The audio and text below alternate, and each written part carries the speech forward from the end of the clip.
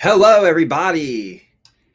This is the first live stream for My Two Sats, and I'll give everybody some time to join. Feel free to hop up in the chat, and we will get this thing off and running. What a day! What an absolute amazing day for Bitcoin. Unbelievable. It's almost it's like a surreal moment almost, where you don't really fully understand all the things that are all the implications, the far-reaching implications of what's taking place in the United States of America right now, and whether you believe it or not, if you're international, what it means for you. But just a bunch of relief coming off of my shoulders.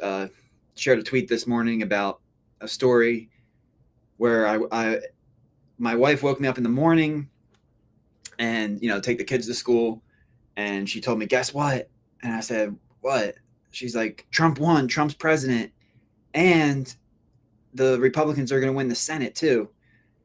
And I was driving the kids to school, just kind of listening to some news, and tears are coming down my eyes. I'm not really crying; they're tears of joy. And my oldest, my daughter's like, what's wrong, Dad? And I said, nothing. I'm sorry, guys. These are tears of joy. She's like, well, what happened? And I went on to explain the weight that was off my shoulders, like everything that we just went through as a country, where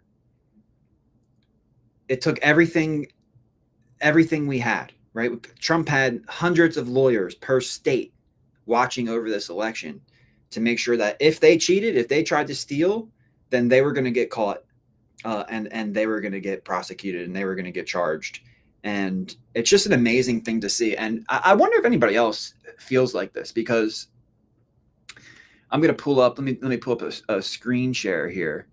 Let's see if we can. Well, first of all, let's start off with this epic video. This one's funny. There's a lot of ones, but this one's really funny. Let's take a look at this one. Here.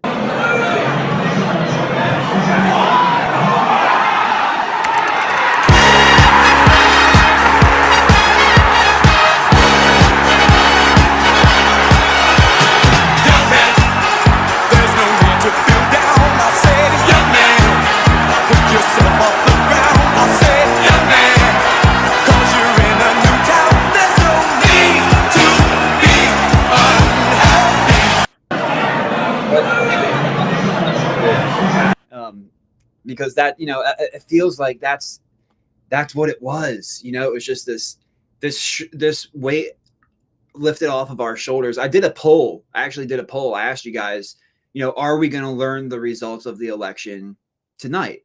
Are we going to see what happens tonight? And I said, Trump concession, Kamala concession, or contested election. And 50% said Kamala concession, but 40% didn't say Trump concession. They actually said contested election. So I feel like a lot of people in the United States felt that, hey, if they try to steal this thing and they're successful, that's gonna be an unacceptable result. And I'm not condoning any type of action or violence, but it just felt like the country was ready to divide over these things, because it's such a, one side is anti-America, anti-freedom, pro-censorship, pro being governed harder, and the other side is pro-America, pro-Constitution, pro-freedom of speech, pro leave me alone and I'll treat my neighbors how I want to be treated. And if there's a dispute, then, we go to the courts, but you don't have to tell me how to live my life. You don't have to tell me what I'm allowed to say and not to say. You don't have to tell me when my business can be open or when my business can be closed.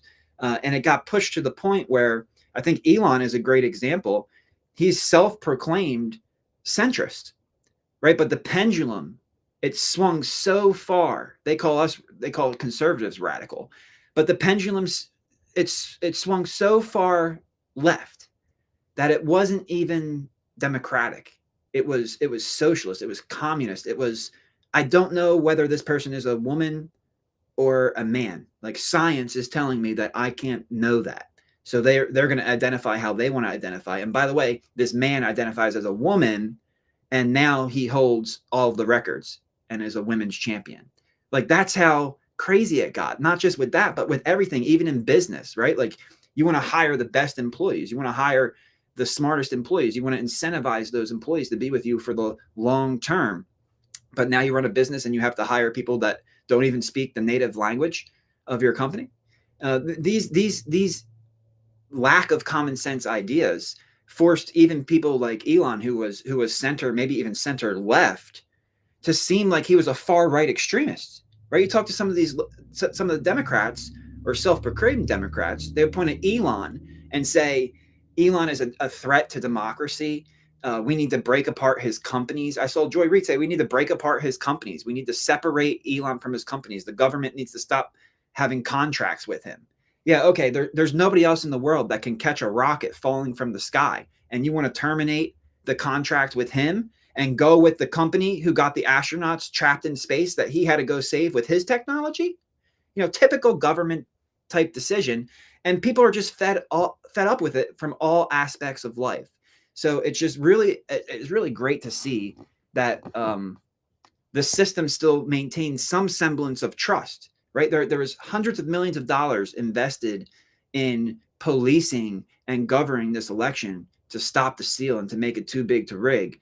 And thank God it was successful, because it helps people maintain trust. And you guys know that I always say the only difference between inflation and hyperinflation is trust. So if we lost that trust through an election cycle where the results could not be trusted and they were so tampered that it doesn't make sense, then we're not that far away from that trickling over into the debt market. And that was the first thing I said about the debt market too. I was like, everybody's talking about, if they steal this thing, what's going to happen and blah, blah, blah, blah, blah. But I said, the number one effect is going to be, there'll be some state governors who come together and start to fight it and bring it to court and try to do what they can. But when push comes to shove, it really would fall back on the treasury market and the trust within the credit rating of the United States, which is clearly divided and heading to maybe towards an official division. And there would have had to be emergency action taken by the Treasury and the Federal Reserve to keep interest rates low, because I think there would have been a mass liquidation of government debt due to a lack of trust and due to a lack of risk-free future performance, because you don't know, what's going to be the result of that. But getting this election, seeing that the results were somewhat trustworthy. Obviously, there was a lot of fraud that was still highlighted and uncovered. I'm sure you guys saw those people in Kentucky they had the touch screens and they're touching it and they're like trying to vote for Trump. And on the third time he touches it and it selects Kamala Harris. There were other places where the voting software collapsed. Like, you didn't do software checks before. Why is there a bug now today? And these were in key voting areas, so they had to delay voting. There was still fraud. There were still things that we need to do to optimize and make the system more trustworthy. But I think if you look at this chart, we can see that it was pretty trustworthy. But when I saw this chart from Nico, of course, shout out to Simply Bitcoin TV, love those guys. But I saw this chart from Nico, and I got to thinking, I'm like, man, does that make sense? You're telling me that less people, unless I'm reading this chart incorrectly, less people voted in 2024 than 2020? That, I don't really think that makes sense. I don't think it makes sense that less people voted in 2020 than in 2024, because I think people were way more passionate this time around. I think both the Democrats and the Republicans did a better job of mobilizing their voters and their voter base to get out and take action than they ever have before. And what's funny about this chart is the 2012 election was actually the first election that I was eligible to vote in. So this actually covers the elections that I've been eligible to vote in. So I've only voted in 4 elections, but to me, it just feels like more people would have voted in this election than in any election ever before. But when you look at these results, look at how many votes there were. So there were more votes in 2020 and 2024. That doesn't make sense. But what does make sense is maybe in 2024, they did pad the votes. They did do the mail-in ballots. They did do all these things. You know, in Pennsylvania, you could just mail in the ballot. It wasn't by the stamp date. This year, it was by the stamp date. There were a lot of things that took place to ensure election integrity, and there's still a lot of more work to do. But this chart should be sending off bells and whistles, right? Us Bitcoiners, we look at charts all day. This chart doesn't sit right with my gut. This chart tells me maybe we shouldn't let 2020 just go by. Maybe we shouldn't let them get by with such an easy off. Maybe that there was fraud, and maybe we should go back and look at all the ways that that fraud was committed so that we can protect against those methods of fraud in the future, so that we can get rid of the failing technology and replace it with paper ballots like other countries do, and get their vote done in less than 24 hours. Because when you look at this and you see the Democrat vote go back down to where it was, and here's the thing, less people voted for Trump this time than last time. Can anybody out there make that make sense? I'm on the if you guys want to interact, I'm on the YouTube chat, so we can make it more interactive together. And give me 1 second. Let me just this is my first live stream, so I'm trying to figure out the best way to do this. Let me see if I can hop into the chat here. Okay, cool. Yeah, I see some of the chat. Johnny Midas, what's up?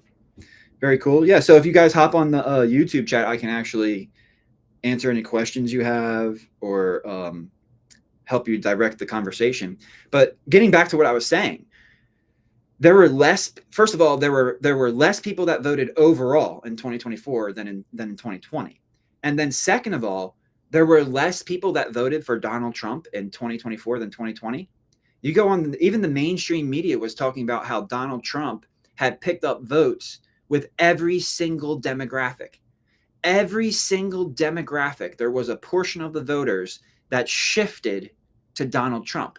If that's the case scenario, then how the hell did Donald Trump get less? How did he win the popular vote and get less votes in 2024 than he did in 2020? The math isn't mathing, right? Something doesn't sit right here. And I think the Democrats realized, wow, we did it so bad in 2020. If we try to do it in 2024, first of all, they got all the lawyers. They are set up to police this and stop us from pulling this off. But if we try to pull it off and we get caught, well, we're definitely going to get in trouble for 2020, because we're not going to change our methods, and we're going to reveal how we got that blue and red line so much bigger, and so much and so many more people involved than we did this time, even though this time the election was much more emotionally charged and involved than the 2020 election. The 2020 election, we were coming off Trump's 4 years in 2016. He made a couple of mistakes going into COVID, accepting pharma, even though they bashed him for the horse pills, right? Like, oh, you're going to kill people with horse medicine. And he gave alternatives. And he even said he's not doing that. He's doing the alternatives. But he still allowed for that to take place. He still allowed for people to make a bad choice knowingly. And that played a big role in losing momentum, I think. And plus, we didn't have the libertarians. There was no unity party. It was still the Republicans, the Democrats, and the independents. And this time around, Trump is coming with a team. He is coming with a team. And I think it's going to be much easier to drain the swamp when you're draining it from a team standpoint versus trying to drain it by yourself. And he went in there in 2016. We all heard it on Joe Rogan. He had to make some 10,000 appointments, and even those people make some appointments. So you have to be really careful who you choose. You have to be really careful, even if you select a businessman, because they haven't been properly vetted, and it could turn into a problem for you. So you stick with the in-house politicians who've been around forever, and that was the wrong choice. But we see this time around, it's a combination of both. We see people like RFK, who actually probably should have really been the candidate running against Donald Trump. I mean, let's be honest. One of the biggest reasons that Kamala lacked any support is because that nobody put her there in the first place. There was no authentic grassroots support for this candidate. She was just forced in there. I think Biden actually probably would have done better. Biden probably would have made it even closer, because at least people put him in there. At least these voters put him in there. They took somebody who the voters didn't support, who beat the system, used their power and influence to work their way around the system, and then expected everybody to just do whatever she says. And vote for Kamala because you're black. Come on, man. Like Obama making those radical racist statements. You never heard any of that from the other side. But I just wanted to spend some time on this chart because it's of the utmost importance that we don't forget what happened in 2020. And that's not to say that we want to burn bridges. No, we want to build bridges. We want to keep onboarding libertarians. We want to onboard those centrist Democrats who feel ostracized by their party because of the radical policies of these anti-free market socialist communists. And because of that, we want to build bridges, and we want to build this unity party. We want to make America great again, make America healthy again. That is the most important thing. Most of the women that I talk to, uh, abortion was a very important issue to them. But what was more important to them was making sure that they could feed food to their family that wasn't poison. How are companies putting poisons, literal poisons, proven by scientific analysis and by the power of observation, by the scientific method, a hypothesis that this is poison, a testing, and observable and repeatable evidence that it's not good for the human body, and yet they are still green lighted to put that into our food. Yet in the European Union, they are not allowed to put it into the food. We have fallen so far away uh, from the moral high ground that we used to have and that we used to stand on. And thank God, people just became sick of it, because what they realized is this isn't good for me. This isn't good for us. Like these people, yeah, you know what? I might get a nice welfare check, or I might get a nice debit card, or I might get this, or I might get that. But in the long run, it doesn't matter if you're a chicken who's kept in the cage or if you're a chicken who can free roam the farm. In the end of it, you get butchered. And true freedom, true liberty comes with being what you want to be able to say, even if it is being harsh on the powers that be, and having a mutual respect for the way the Constitution lays things out, that the government is not the giver of human rights. The government is not in charge of that. It's not their place to tell us what our rights are. We have God-given rights. And that's why the Constitution in this country is hated so much. We have an official government document that says God is the creator and giver of rights. Government, you take the back seat. You're here to serve us, we the people, not vice versa. And that's that famous quote. I think it's from Ben Franklin. He says, when the people fear the government, there's tyranny. But when the government fears the people, there is liberty. And I think for the first time in a long time, a lot of Americans feel like we have a chance to getting back to a spot where the government is fearing the people. And no doubt some of these people who are involved in the Epstein client list and a lot of stuff that Elon's been talking around. He said, I wonder who those major supporters of Kamala are. I wonder about all those celebrities, all those artists and actors who came out and supported Kamala. Maybe they had some leverage on them, and maybe that's related to human trafficking. Maybe that's relating to the Epstein client list. Maybe that's related to drinking children's blood. Maybe it's related to some of these things that we hope aren't true, but observable and repeatable evidence is telling us this needs to be investigated. We need to confirm these things.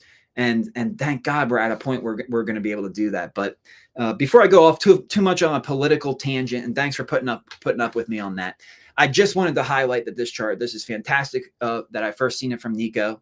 And to me, it doesn't sit right in my heart. It doesn't sit right in my soul when I look at this chart, because I don't think more people voted in 2020 than 2024. And I sure as hell don't think Trump got less votes in 2024 than he did in 2020 after running one of the most effective and successful campaigns, after mobilizing and capturing certain percentages of each and every demographic there is. And somehow, some way, he has less votes than he did last time. This doesn't pass the smell test. This needs to be investigated, and justice needs to be served. And on the financial side of things, if we're able to perform that, again, without burning bridges, we want to build bridges, and we want to come together. And like Trump said, it's going to be our success that brings us together. He's seen it in his experience in business. Two people who are butting heads or not getting together, or two companies that don't want to merge, but all of a sudden success brings them together. And I think that's what we're poised to do here moving into the future. And I think a lot of that has to do with Bitcoin. So as I'm pulling up my next chart, for those of you who are joined for the live stream, what's up, Ala? I see you. I see you in the chat. If you want to chat with me, you can hop up on YouTube, hop up in the chat, and I can see you, and you can help drive the conversation or ask any questions or make any points.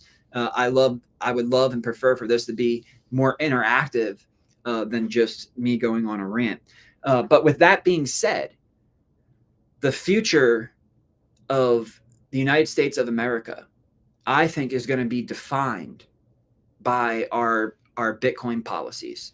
It's going to be Bitcoin policy that really makes the biggest measurable difference in our quality of life and our standard of living. And now we have an administration who is coming into play, and what they're going to do. You can see it here with Senator Cynthia Loomis, who is an OG and just put laser eyes up, and nobody else deserves the laser eyes as much as she does. She says, we are going to build a strategic Bitcoin reserve. Well, that is of the utmost importance, because Donald Trump, when he spoke at the 2024 Bitcoin conference, he made a few promises. And that's, by the way, I know I went off on a political tangent, but this whole live stream was based on Trump's promises and what he said he was going to do. And I have that in my previous tweet, where, first of all, we have the strategic stockpile reserve, nation state game theory, and integration as pristine collateral. So as we touch on those topics, you can keep those in mind, because the number one thing here is that Trump said, we are going to have, as the United States of America, we are going to have a strategic Bitcoin reserve. Or actually, he said strategic Bitcoin stockpile, right? But it's really a reserve. It's the same thing. It doesn't matter. Here's the good news. If Trump gets in now, and you know what, let me just talk about a few more things, because number one, we know there's a lot of lawfare going against Trump, and they're going to try to put him in jail. They're going to try to disqualify him. They're going to try to use certain amendments to make him not eligible. They're going to, I hope and I pray that we see a peaceful transition of power on January 20th when Trump is inaugurated. And if that takes place, then things are really going to accelerate. Things are going to accelerate extremely quickly. And I have that from Dylan. I couldn't agree more with him. He said, you have approximately, oh, this thing doesn't work the way you think it would. You have approximately 3 months until the U.S. government puts into law active accumulation of Bitcoin as a strategic reserve asset. Other sovereigns will be directly front running. The clock has already started. Now, I'm not sure we have 3 months, because 3 months is 90 days and the inauguration is in 75 days. So I think in the first 100 days of Trump, he will come through on his promises. He always says promises made, promises kept. One of those promises is that he wouldn't allow the government to sell the Bitcoin that we hold right now, and that he would incorporate that into our strategic reserve or our strategic stockpile. And what's interesting about that is that we have close to 300,000 Bitcoin. Now, the government, ever since Trump, the day after Trump announced the strategic Bitcoin reserve, the government moved coins. Now, I'm not sure exactly what happened with those coins, but the anticipation is that they're probably going to try to offload those coins, because it's Trump derangement syndrome, right? Like, whatever Trump says, the opposite is true. Like, if Trump says, hey, it's daytime, they say it's nighttime. If Trump says it's truth, it's a lie. It's always the opposite. So Trump says, I'm going to start a strategic Bitcoin stockpile. What's the first thing they do? The very next day, they move the coins. So I think that making the United States officially have that strategic stockpile within the first 100 days is what we're going to see. I'm not sure Senator Loomis's bill will pass in the first 90 days. He's saying basically you have 3 months to do that. And I hope I'm wrong. I absolutely hope I'm wrong. And I hope within we have 75 days. So within the first 15 days of inauguration, I hope that bill gets pushed through. And I hope RFK, who I think is actually a little bit more orange pilled than Donald Trump, is in his ear telling him, look, the stockpile is great. But since you have the stockpile, you have now initiated nation state game theory. We have to begin actively accumulating, because by initiating the stockpile, other countries are going to now actively accumulate. So if we initiate a stockpile and not actively accumulate, then that could cause a problem for us. We're losing an advantage that we have. Why make such a big move and then not be aggressive with it and accumulate? So I think Dylan could definitely be right here. And now is the time. And congratulations, by the way, congratulations to everybody who has been building their Bitcoin strategic reserve before the United States of America. And now, kind of just going into the pricing, I saw a lot of people talking about 500K, 500K or even not even 500K, 100,000, right? They're like, oh yeah, we're gonna go to 100,000. It's like, I don't think you really understand what's going on here, guys. You're talking about $100,000, right? So this is crazy. I bought my first Bitcoin for less than $150. So $100,000 is mind boggling. It's something that was like, back then it was like, oh, that'll never happen. And if it does, it won't be in my lifetime. The president is not going to be creating a strategic reserve. Senators aren't going to be making it part of their political campaign. Like, this is, that would be best case scenario. We are living in the best case scenario right now. We are living in the best case scenario right now. And if you're talking about 100K, you're just setting yourself up for destruction, because you're going to get the 100K and then it's going to get the 200K. And then you're really going to be like, oh, maybe it's time to sell. Maybe I need to buy back some of those dollars. Maybe I need to give up engineered money. Maybe I need to give up the most pristine form of collateral in the world so I can pick up more of these shit dollars that the government keeps printing and will need to keep printing at a faster and faster pace, including Trump. And we'll get into some of the solutions we have for Trump that we hope that come across his desk, because this is it. This is the turning point, and we need to take advantage of this turning point and put the pedal to the metal. It feels good today, but today was not the victory. First thing we need to do is get to January 20th, get Trump peacefully transitioning into power and safely accepting that transition of power. Then we need to get that first 100-day agenda and be super aggressive with it. And we have to hope and pray that the strategic Bitcoin reserve is part of that 100-day agenda, and the Loomis bill is part of that 100-day agenda. And if that's the case, and Trump is really moving forward with this aggressively, and I think he would, right? Because him and his family came out with the World Liberty platform, which is a DeFi platform to simplify things for the everyday person, so they can start to participate with stable coins and Bitcoin and different types of products that are being built in that space of decentralized finance, which the Trump family understands, I think, a little bit better than a lot of people. Not necessarily the technology, but absolutely the technology as a necessity for those who have been debanked, right? You think about the Canadian truckers, how they came to Bitcoin when their accounts were frozen, and anybody who even donated to them was persecuted by the government, and their bank accounts were closed down. This is the weaponization of fiat currency against people, not even against governments. And we shouldn't be surprised, right? The United States weaponized the dollar against Russia, confiscated their reserves, and then used those reserves to finance Ukraine, who's fighting a war against Russia. That's the final nail in the coffin, the weaponization of the dollar against a sovereign nation who could no longer trust you. That sparks the BRICS thing. That sparks BRICS accumulating more gold. Now we see those countries taking their trade surpluses and buying gold. And yeah, gold's down a little bit today because some people think about Trump getting in and bringing peace. So the war and all of that stuff, the probability of that has gone down with Trump getting in. But still, these countries are going to take their trade surpluses and they're going to put it in gold, because they're building an alternative financial system where they want to back their currencies by gold, because we are in financial war. So I have no doubt Donald Trump is going to stop the physical wars. I have no doubt Donald Trump is going to be able to bring peace and be that middleman negotiator between Ukraine and Russia, between Israel and Iran. But the real war is the financial war, and it's being fought in the field of finance.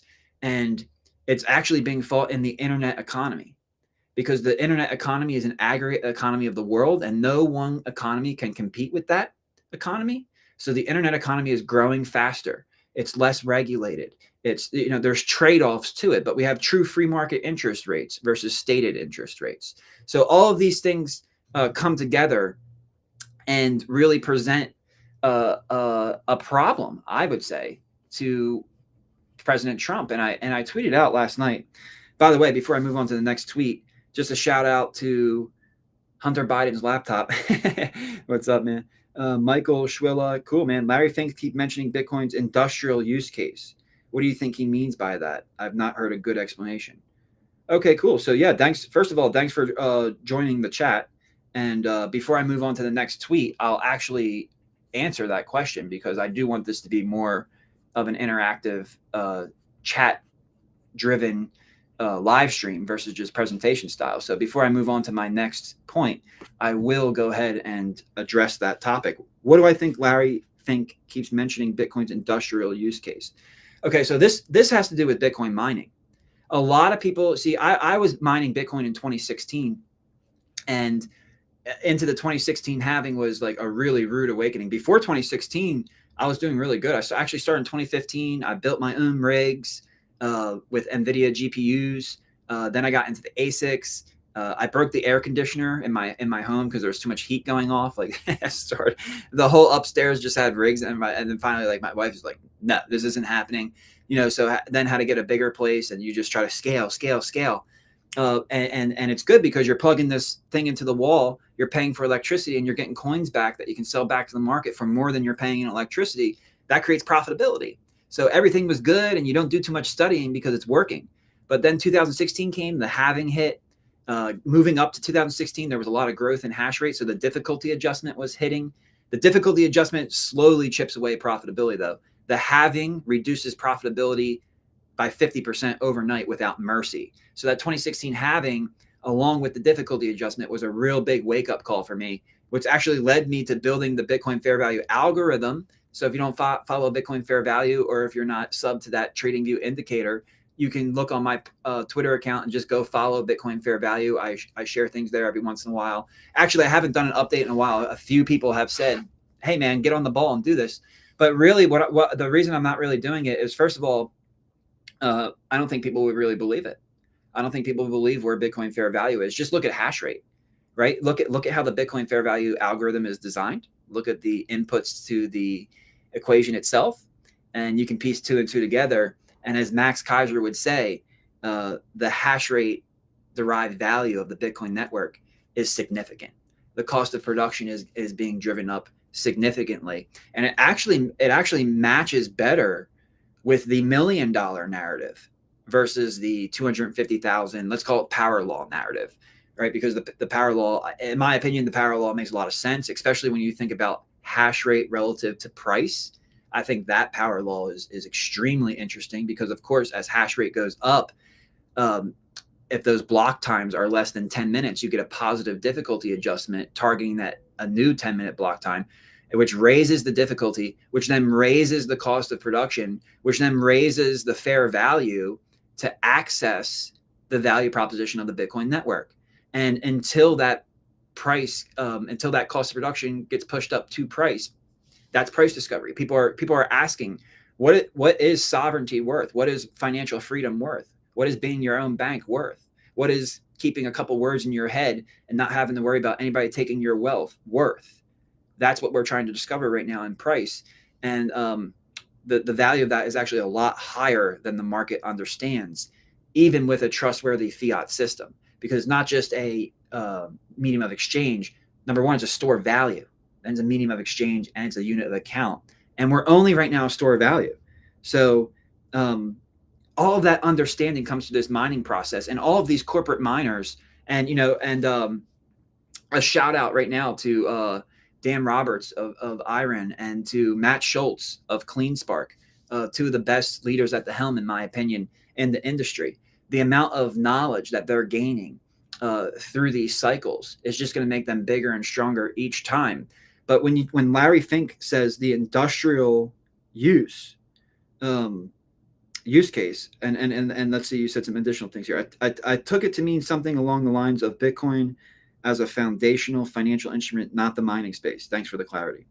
Okay, industrial use case. Well, let me finish my mining point here, because when he says industrial, this is what I think of. So all of the facts and all of the reality that I just said about Bitcoin mining and the things that you learn about Bitcoin once you get into mining, these companies are learning, and these companies, a large portion of these companies are owned by funds like BlackRock. So they start to study these things and learn these things, and it's just kind of like the natural progression. Like at first, Larry Fink was against Bitcoin, right? Then he came out and said, "Hey, I'm wrong," and now I'm learning more. And he's going to continue to learn more and more and more. But I think he's probably he might be like two halving cycles behind where the OG Bitcoiners and the Bitcoin maxis are right now in understanding what we truly own here.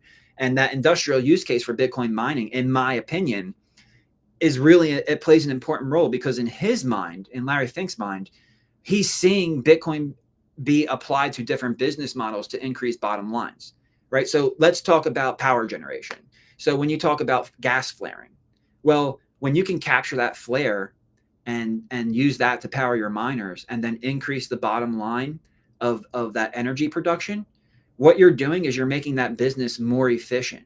So that gives Bitcoin an industrial use case, and I will dive into the financial use case as well. I will dive into that second point you made, as a financial instrument versus mining, but I think it's dual pronged, and that's the amazing thing about Bitcoin. There's so many different verticals that it plugs into.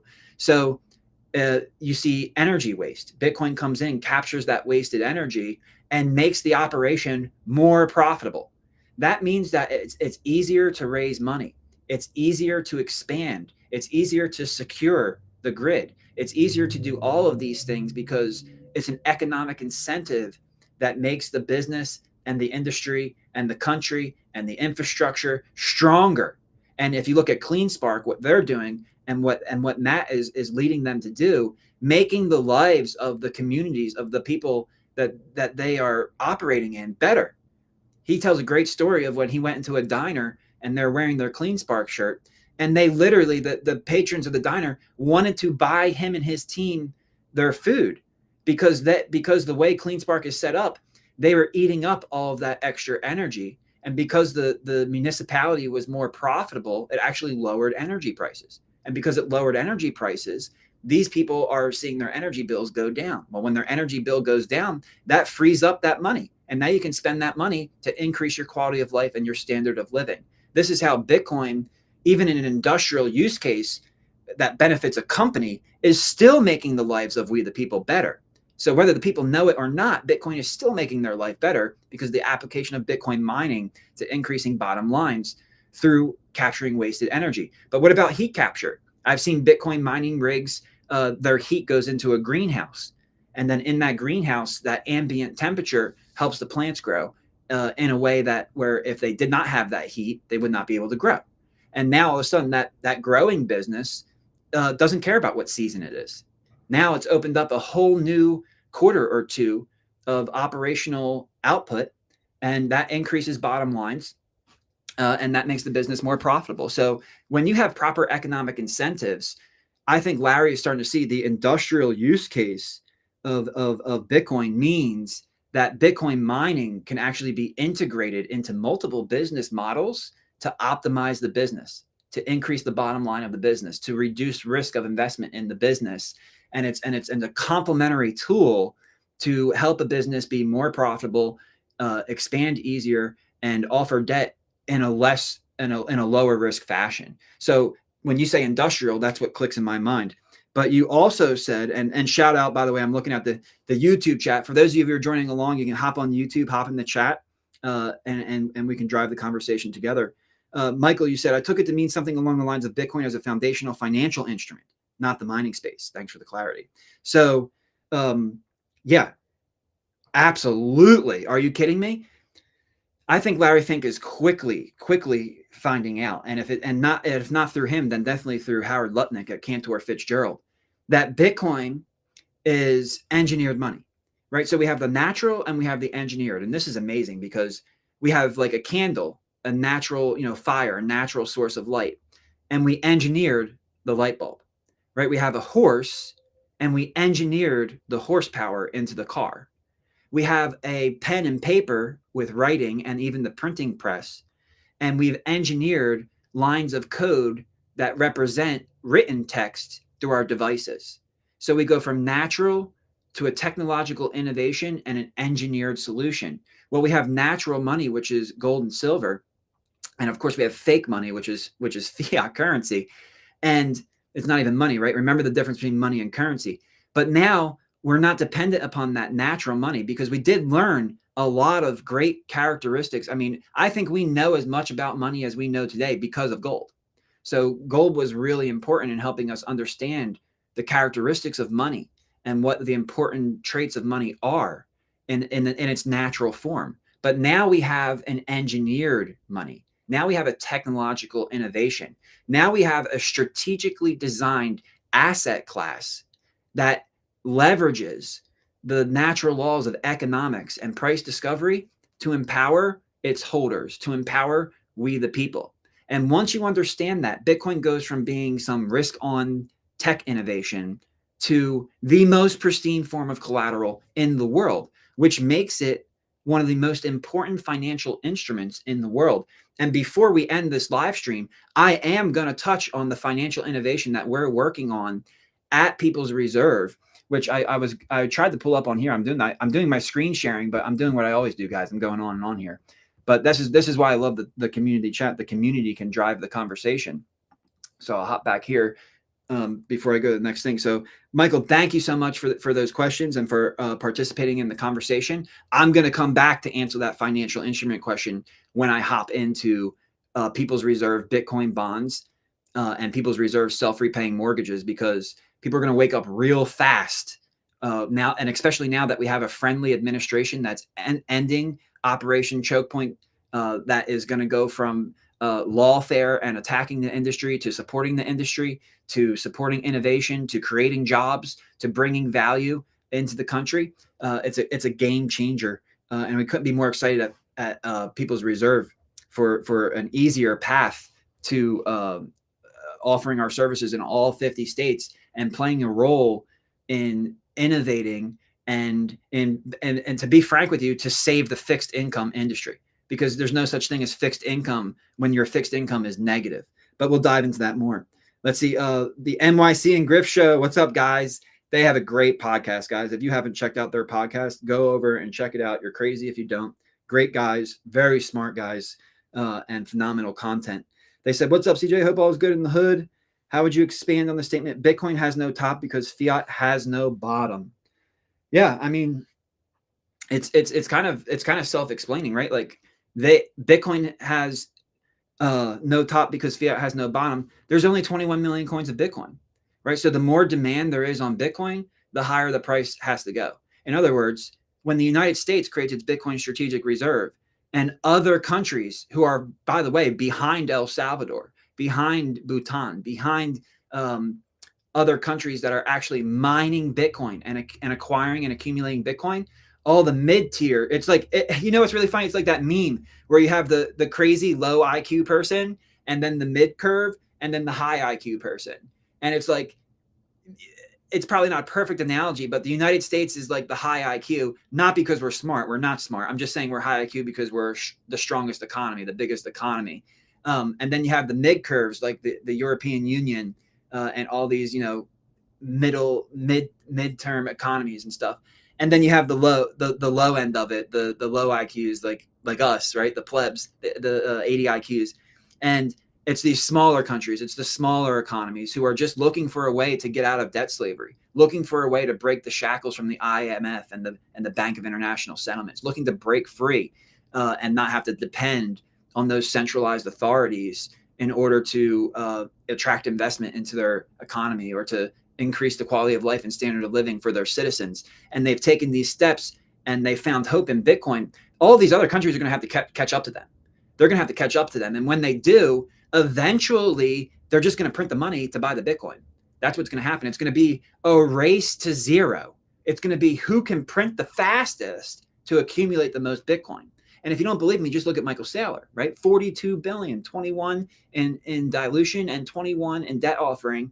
He's going to be buying, I think, roughly $40 million per month of Bitcoin over the next 3 years. He's going balls to the wall, as aggressive as you can, and he's doing it as a corporation. But we're also going to see countries start to do this, and I think People's Reserve Bitcoin bonds actually play a big role in this. Countries are going to issue their debt, and it's going to be a principal protected note with Bitcoin playing a role in that note in order to attract demand, in order to attract liquidity.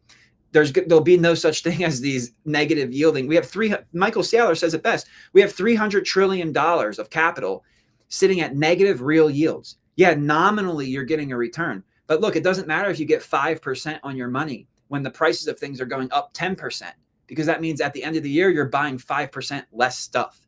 So for the money manager or for the person living on their cash flows, you might be able to swing by. You might be able to sell that nominal rate to them. But what about a business? What about a corporation? What about a country who had a 10-year plan and said, oh, if we keep our money in this 10-year note, or we get a 5-year note and roll it, then we will be able to build 3 factories in 10 years. Well, something happens. Over those 10 years, the rate of inflation is much higher than the rate of APY you're earning on that debt. And at the end of those 10 years, you sit back down, you say, okay, let's build these 3 factories.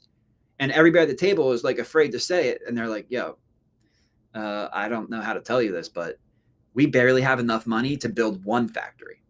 Right. And then the guy's like, what do you mean? Who do I have to fire? Who messed up?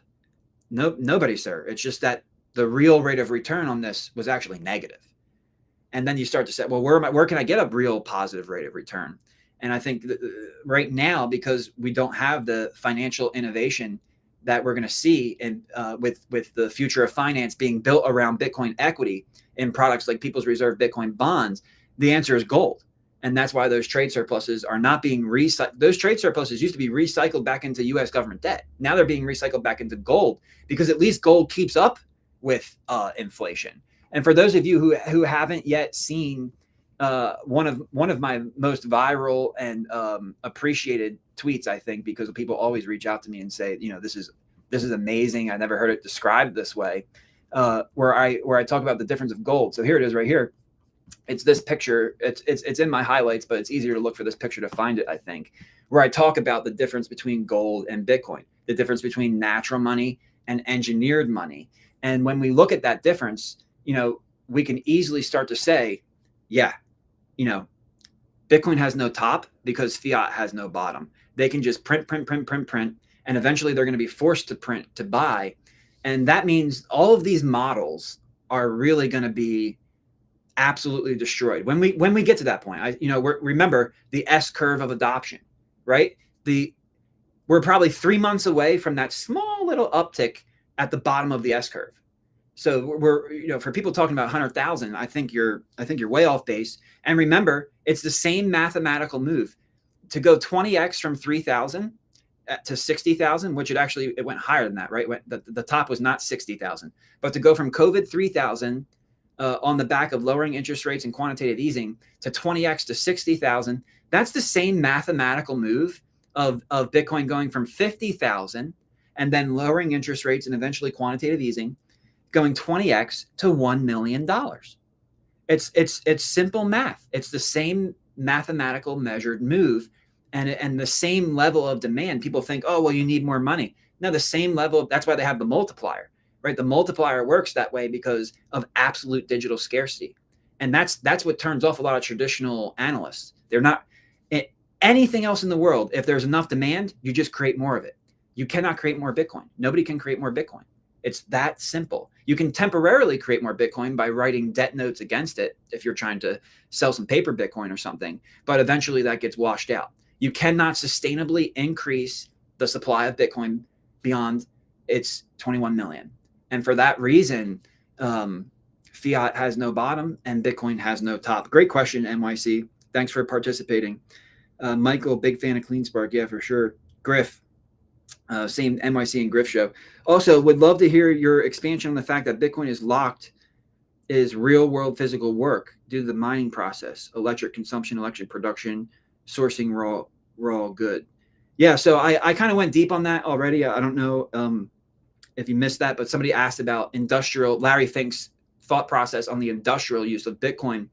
And I tied it to mining and how Bitcoin mining ties into that because and one thing I skipped over, so I guess I can talk about this point, and that's about Bitcoin price discovery, because Bitcoin price discovery works the same way as any other commodity, and the price is set at the margin.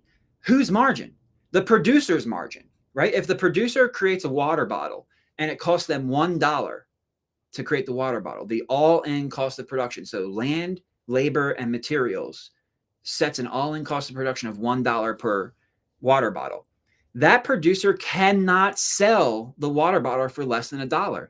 They will lose money and they will go out of business. So when they set the price that you see in the grocery store, the number one thing they're thinking about is price must be above the cost of production.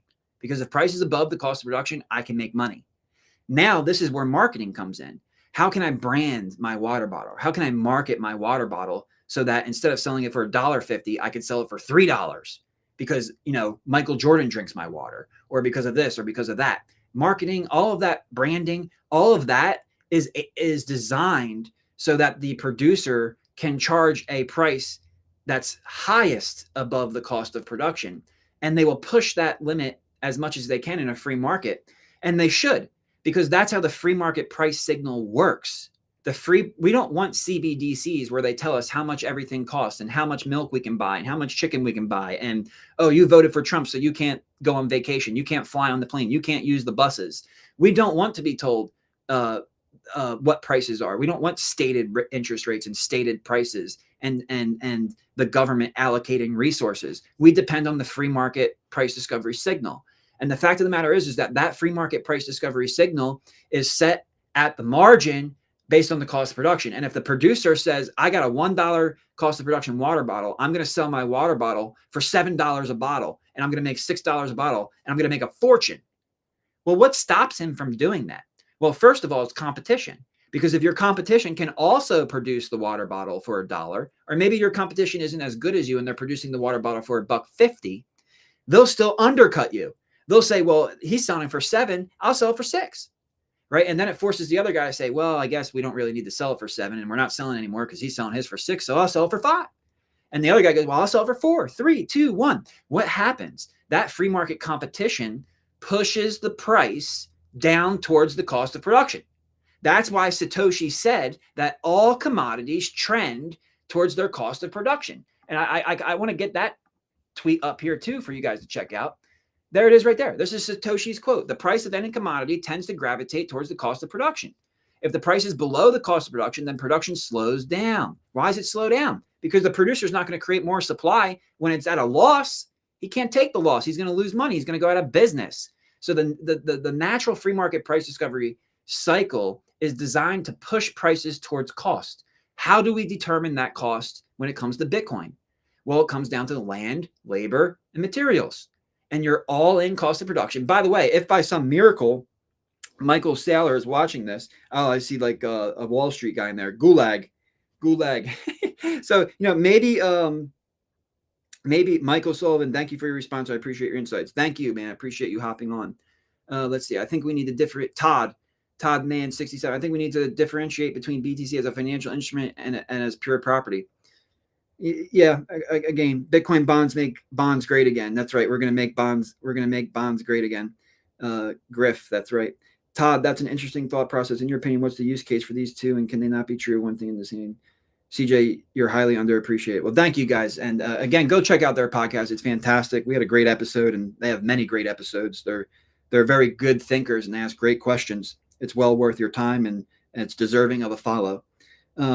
But going back to what I was saying about that is that the way that it works, and then Todd, we'll get to your financialization versus property. That's the way the free market price discovery signal works. And when you look at what Satoshi said here, look at what he said there. Then production slows down. If the price is above the cost, profit can be made by generating and selling more. At the same time, the increased production, or in other words, the increase in hash rate, which then makes the block times go down less than 10 minutes, increases the difficulty adjustment, pushing the cost of generating or the cost of production towards the price. Right. So for those of us who've been Bitcoin for a long time, when you're setting new all-time highs like we are right now, it's very fun. But what's more important are the lows, because the definition of the store of value is higher lows. So it's going to be really fun to go to 1 million. But then when we only come back down to 300 or 400,000, that's going to be even more fun than where we are now. Right. So for me as a longtime hodler, I get more excited about the higher lows than I do about the higher highs. That might sound weird, but you kind of have to train your brain that way. I learned that because when I first got in Bitcoin at $150, I'm going to be the best trader in the world, right? And then Bitcoin starts going up over $1,000, and I'm a genius. And then boom, crashes all the way back down. And then that sparked my whole rabbit hole journey of, okay, what is this? How does it work? Getting into mining, getting into BFV, getting into market making, and then finally getting into People's Reserve, a market maker for we the people, providing never before seen financial instruments that are going to change the way businesses operate, the way funds and pensions hedge downside risk and volatility in Bitcoin. And that, Todman, going back to that. So NYC and Griff Show, I hope I was able to dive deep enough there for you so people can understand that free market price discovery process and why cost of production, regardless of what commodity you're looking at. It doesn't matter if you can even be looking at real estate, right? If you know the replacement cost of real estate, which in real estate, that's just a fancy term of cost of production. How much does it cost me to get the land, labor, and material? I need the concrete. I need the skilled workers. I need the copper. I need the roofing. I need the wood. I need all this stuff, all the land, labor, and materials. How much would it cost for me to replace this house, to build this house, to duplicate this house? Well, I think, CJ, with the right sourcing, you can build this house for 300,000. Okay, then why am I paying $900,000 for this house? Why am I paying a 300% premium for this house? The premium to the cost of production is too high. It's too expensive. Therefore, I'm going to hold off, right? So as an investor, you can ask, is what I'm buying cheap or expensive? And the best way, and I'm saying this because I don't want people to get confused that the cost of production should be the price. That's not true. The cost of production is a separate metric that the market price should be related to. It is not the price that the asset should be trading at, ever. And that's part of the commodity cycle. Remember when oil traded for negative? Did the cost of production oil, is that negative? No, it went to a discount. But what did that signal to you? When oil was at a discount to its cost of production, you should have been buying it. And if you did, you would have made out well. So for those who had places to store that oil and accept delivery of that oil, they made a bloody fortune because they bought it at a discount and then later sold it back at a premium because they were able to buy it cheap and sell it when it was expensive. And whenever you relate a market price to the cost of production, that's the question that you're answering. You're answering, is this cheap or is this expensive?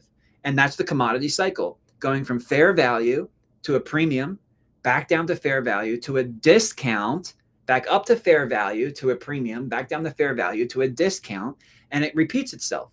And that's a natural commodity price discovery cycle. The difference between Bitcoin and every other asset and commodity in the world is that Bitcoin is the only one, because of absolute digital scarcity, because of proof of work consensus mechanism, and because of the difficulty adjustment, it's the only asset in the world that can raise its own cost of production. Every other asset is dependent upon, really, honestly, demand and the marginal cost of production of sourcing that material, right? So to create 1 million water bottles, it might cost you $1 per water bottle. But because of marginal costs of production, if you create 10 million water bottles, it might only cost you 75 cents per water bottle.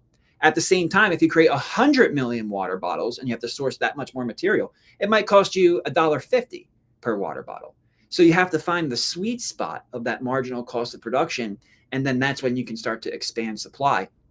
And those laws of price discovery, those natural economic incentives and laws apply to Bitcoin. They absolutely apply to Bitcoin. It's just that Bitcoin, some of the characteristics of Bitcoin are not natural. They're engineered. And they were engineered to strategically leverage those specific laws of economics to empower the hodlers, to empower we the people. Bitcoin is an amazing technology. It's a savings technology that honestly just nothing else. We've never seen anything like it before, obviously, and we'll never need to see anything like it again. It's the first discovery of money. It's the first engineered final solution. Just like have we changed cars, right? We went from the horsepower, we put the horsepower into the engine, and now we have cars. Sure, the design around the engine has changed, but it's an engine, and an engine is an engine, right? So we're going to go from the natural with gold to the engineered with Bitcoin. And you don't need to reinvent the wheel. Bitcoin is the first form of money that we've ever engineered, and it's the last form of money that we'll ever need. And the quicker you figure that out, the more you're going to be able to benefit from the network. Okay, let's see what's got here. Justin, what's up, Justin?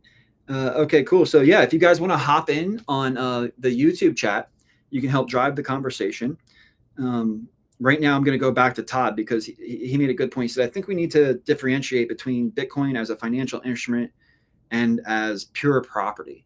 And yeah, because first of all, you have the individual and you have the corporation, right? So from the individual standpoint, it really is a property, right?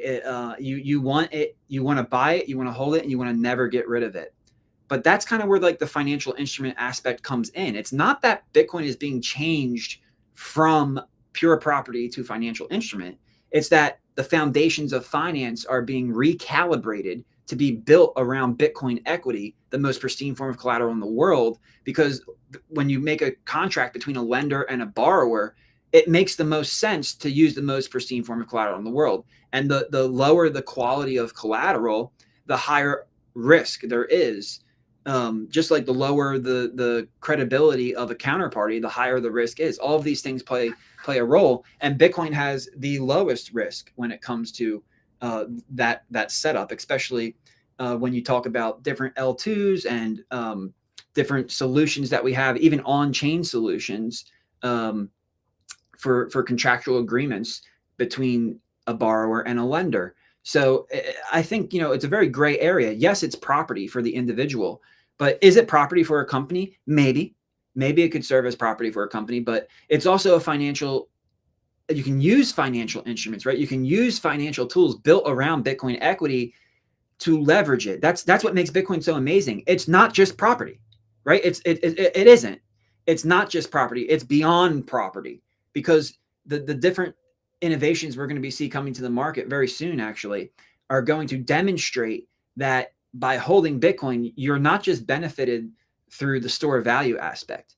You're not just benefited through its characteristics that were engineered and strategically designed to empower you, but with the use of different financial innovations and tools, you can also advance and gain advantage in other. Let's just use an example. And Todd, thank you for bringing this up, because this is a great example.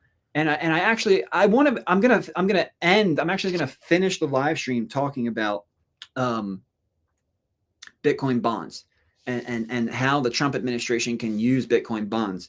And if Cynthia Loomis or the Satoshi Action Fund, Dennis Porter, right? Any of these, if any of these people are listening to this, I'd love to play a role in helping understand the marketplace, understand what's coming down the line, specifically when we talk about Bitcoin bonds. And I'm going to pull up my my original tweet here so that you guys can follow along on screen here, because we started out talking about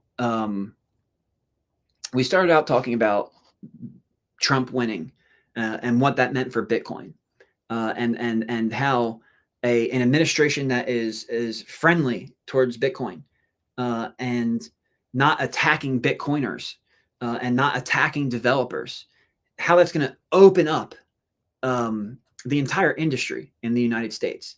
And that's really exciting. But Bitcoin can actually be leveraged in our economic policies. So in this tweet, you can see I say, and by the way, I sent this out. My gosh, when did I send this? This one's a while ago, July. So in July, I first had this idea in July. But making Bitcoin the strategic reserve asset is only step number one, right? So that's a really important step, because once you create that step, nation state game theory kicks in, right? And once nation state game theory kicks in, we're going to another level. But once we're going to that level, like I said, if Trump just comes out and does that and doesn't do the Loomis bill, then aren't we kind of hurting ourselves, because we're making it a reserve, we're legitimizing it to the rest of the world, and then we're not accumulating it? It doesn't make sense. So, Donald Trump is known as the tariff king, right? And hey, look, I'm okay with tariffs, even if they push prices higher, if I don't have to pay income taxes, right? Because now I'm getting a boost to my salary, and some of that boost is going to be offset by those tariffs. But what if you're really strategic with the tariffs, right? Like, what if the prices of like televisions and computers and phones goes up, right? Usually we see deflationary prices. Where was I the other day? I think I was in BJ's and I saw like a 90-inch TV for like $1,500. I'm like, wow, this is 90-inch TV for $1,500. That's crazy. That's like a movie theater or something. But the prices of these electronics deflate. So what if we put a tariff on those and it inflates the prices? But it inflates the prices by 6-7%. But at the same time, because of our economic policy and because we don't have to pay income taxes anymore, yeah, I'm paying 6 to 8% more for my television if I even need to buy one.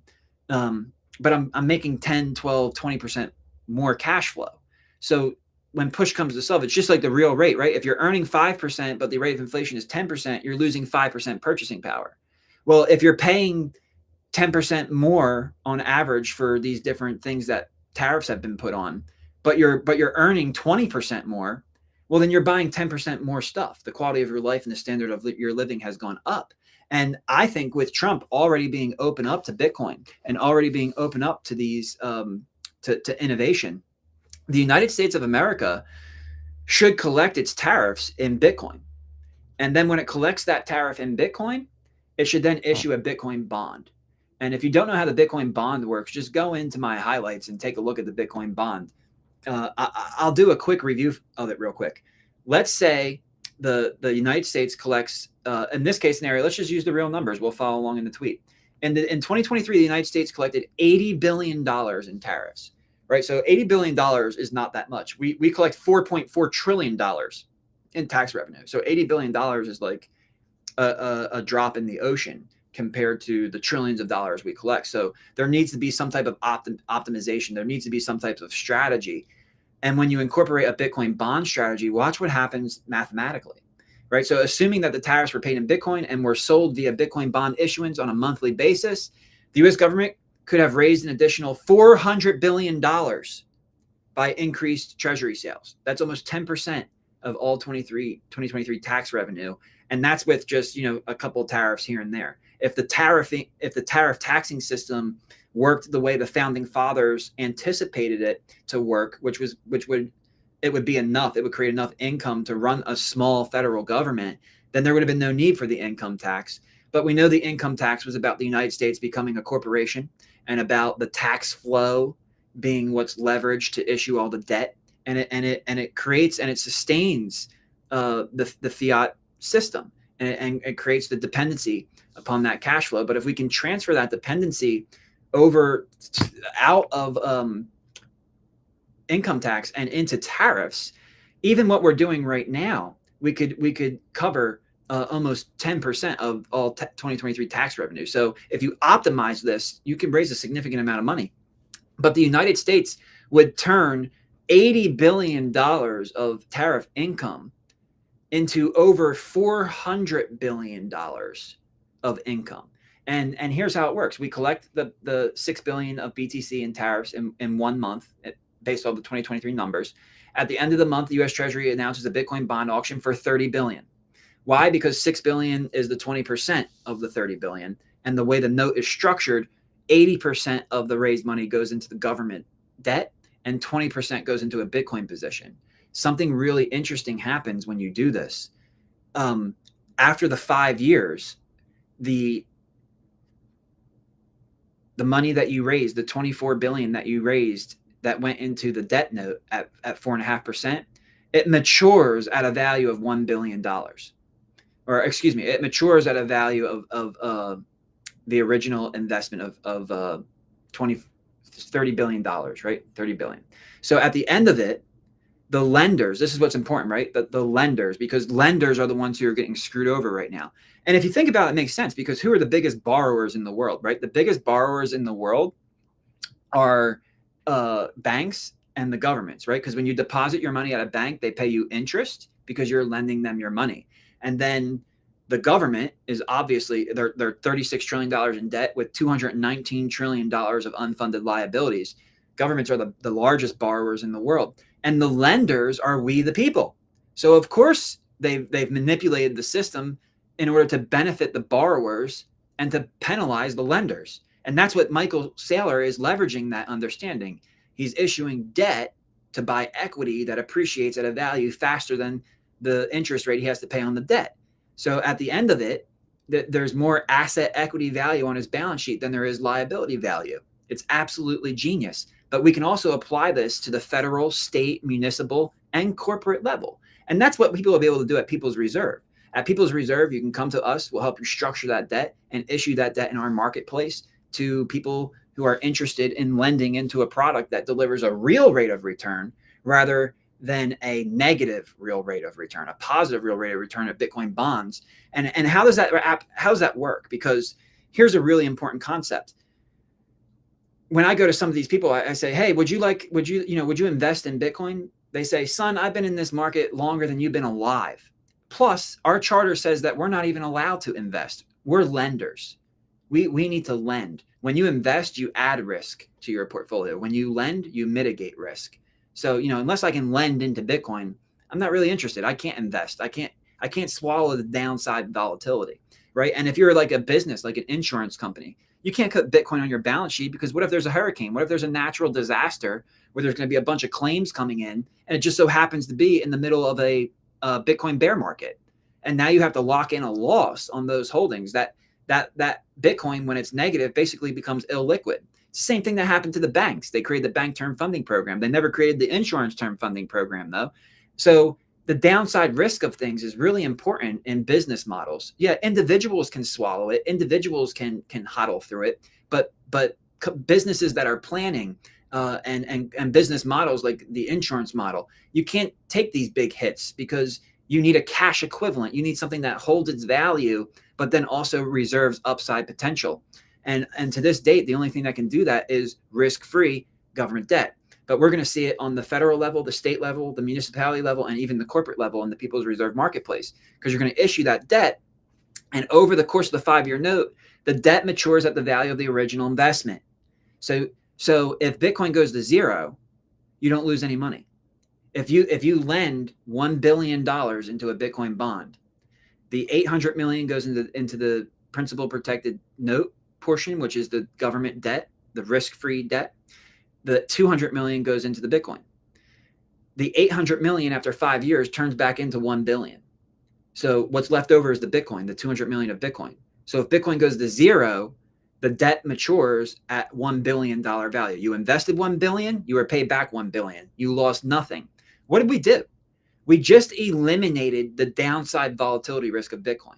You can now get exposure to Bitcoin with zero downside volatility risk. And what's amazing is, remember, we had 800,000 in the debt, 800 million in the debt, 200 million in the Bitcoin. The 800 million turns back into the billion. Now what's left over is Bitcoin. The price performance of Bitcoin, the best performing asset in the world, now provides the yield on the Bitcoin bond. And if the price of Bitcoin goes down 50% in 5 years, which there's no precedent for, Bitcoin could go down 50% in 5 days, but not in 5 years. But let's just say for some reason it did go down 50% in 5 years. That 100 million or that 200 million is now down 50%, worth 100 million. When the note matures, you liquidate the Bitcoin to raise the dollars. You have the 1 billion from the debt and the $100 million worth of Bitcoin. The debt note matures, the Bitcoin bond matures with a value of 1.1 billion. That's a 10% increase over 5 years. In simple interest terms, that's 2% APY. So if the price of Bitcoin goes down 50% in 5 years, which was unprecedented, you're still getting 2% APY. If the price of Bitcoin stays the same and it matures at 1.2 million, you're at 4% APY.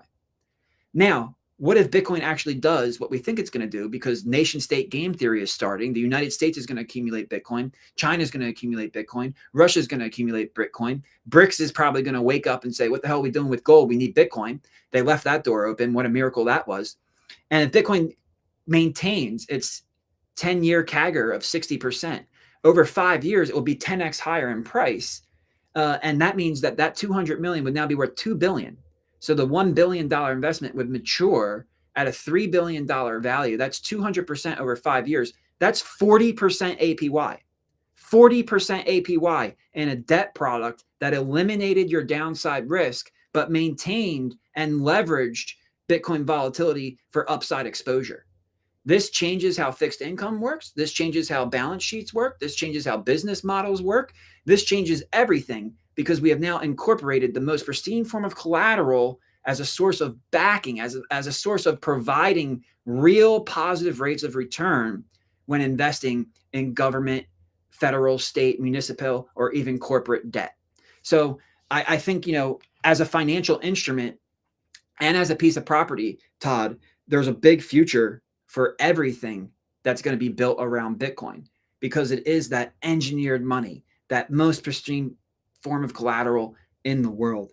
Let's see. Let's go Bitcoin bonds. Yeah, Bitcoin. I'll make one last statement before we close out the live stream. And I just want to say thank you to everybody who took the time to join me. I really enjoyed it. And you can comment under the live stream stuff. I'll still interact with you, but it's getting late. Got to get home to the kids, get some dinner. I'm getting hungry here. But I want to end it by making this statement. Everybody knows how much money the ETFs have brought into the Bitcoin network. I believe that when Bitcoin bonds go live, Bitcoin bonds will bring more liquidity. It will onboard more liquidity onto the Bitcoin network than all the ETFs combined. Because the ETFs are about putting 2, 3, 4, 5% of your investment portfolio into the asset class. And that's smart. A portfolio should do that. But for the portfolios that can't invest and that need to lend, some of the biggest players in the game are lenders, and they're chartered to lend. For those entities where we see $300 trillion trapped in negative real rates of return, that $300 trillion is a much bigger pool of capital than the 2 to 5% of the investment capital. So for that reason, when this is discovered and all these applications are discovered, and by the way, I really enjoyed this live stream. So in the future, we can hop on and talk more about how Bitcoin bonds work and even self-repaying mortgages. I didn't even get a chance to talk about self-repaying mortgages. Listen, as a Bitcoiner, you hold the most pristine form of collateral in the world. You will have access to the lowest interest rates in the world because governments are no longer going to be the least risky borrower. Bitcoiners are going to be the least risky borrower. And the sooner the world realizes that, the faster we can integrate Bitcoin and innovate these TradFi products by merging them and building them around Bitcoin equity to create a better future with real rates of return based on sound, honest, truth money. And this is all part of the way the world is moving right now. And that's what's just so exciting. So that was the catalyst to me doing this live stream, because it was a great day, not only for the United States of America, not only for the rest of the world who will benefit from having a strong, honest leader who is not afraid to say what needs to be said without hurting feelings, but we are at a turning point. And when we get to the inauguration, Lord willing, Trump gets there safe and gets a peaceful transition of power, we are going to see acceleration. And if you think acceleration means $100,000 Bitcoin, there's nothing I can do for you. Hodl on hard, boys, because $1 million Bitcoin is in play. Well, thank you to everybody who joined in the chat and participated in the conversation. It was a lot of fun. I look forward to doing it again. Let me see if I can pull this up here.